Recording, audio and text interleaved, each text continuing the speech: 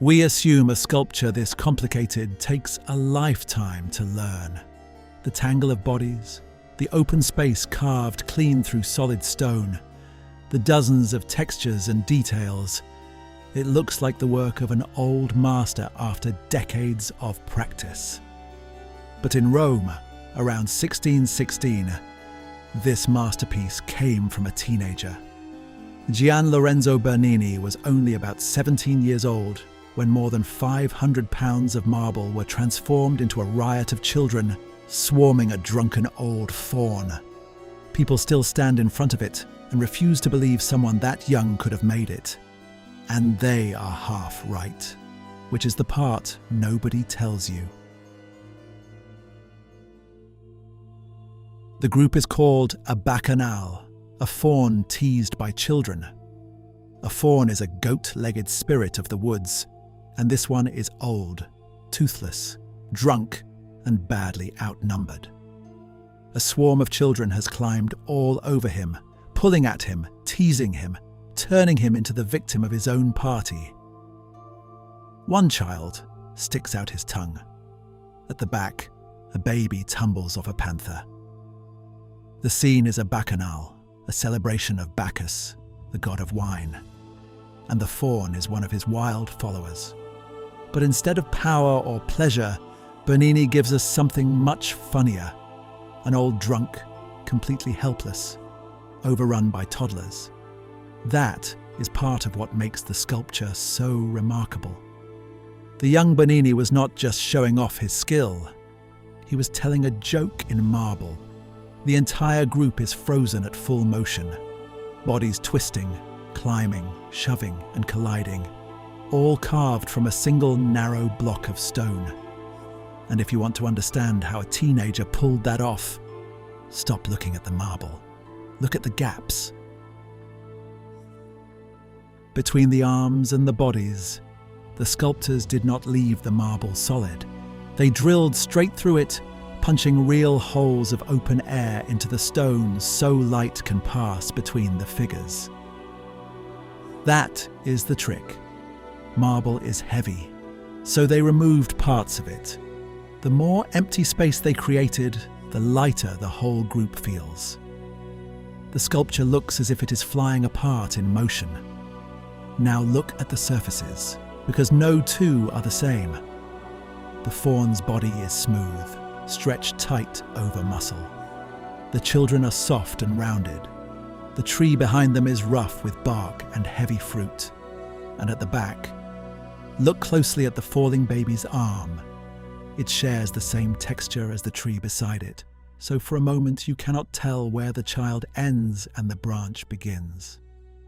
One block of marble, made to behave like flesh, wood, fruit, and air all at once. And it works from every angle. The sculpture was carved fully in the round, with no true back and no safe side where the figures settle down. Walk around it, and the bodies keep turning, keep grabbing, as if the action is still unfolding in front of you. That illusion, motion caught and held in stone, would become Bernini's obsession for the rest of his life. It became one of the defining ideas of the entire Baroque era, capturing a fleeting moment of movement and emotion, and making it permanent. And somehow, it is already here, fully formed, in the hands of someone too young to drink at his own bacchanal. So how did a teenager carve this?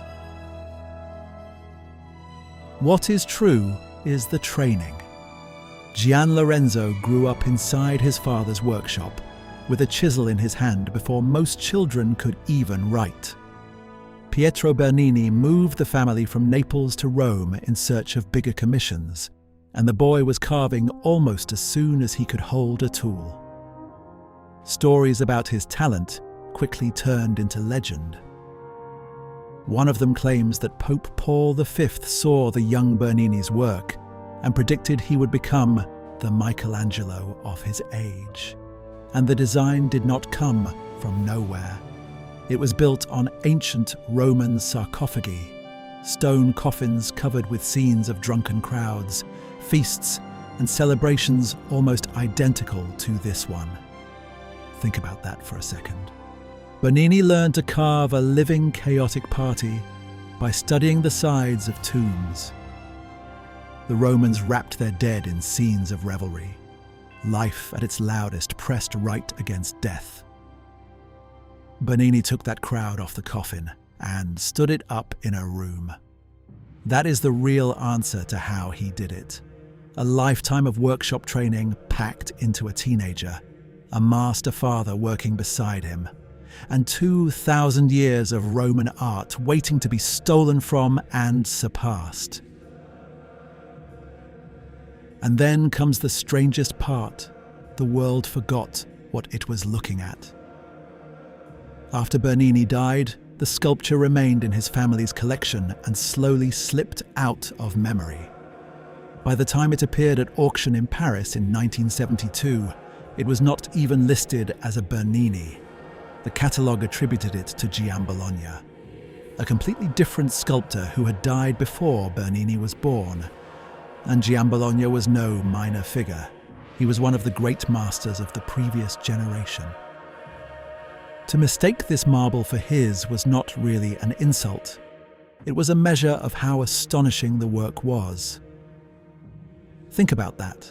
One of the earlier sculptures by the greatest sculptor of the Baroque age was sold within living memory under someone else's name. Only later was it recognized for what it truly was, and in 1976, it entered the Metropolitan Museum of Art. So the real answer to how a teenager carved this comes in layers. He did not do it alone. He worked beside his father. He learned by studying the ancients. And for a long time, the world was not even sure he had made it at all. Stand in front of it, and the question keeps folding back on itself. The carving is so far beyond what a 17-year-old should be capable of that. For centuries, people searched for other explanations. First, they forgot who made it. Then they gave it to someone else.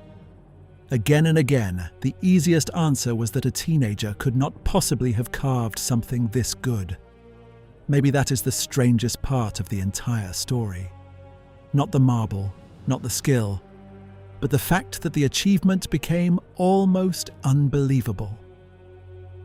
The sculpture was so accomplished that people trusted their doubts more than the evidence in front of them. Look one more time at the old faun, mouth hanging open, swarmed by children he cannot fight off.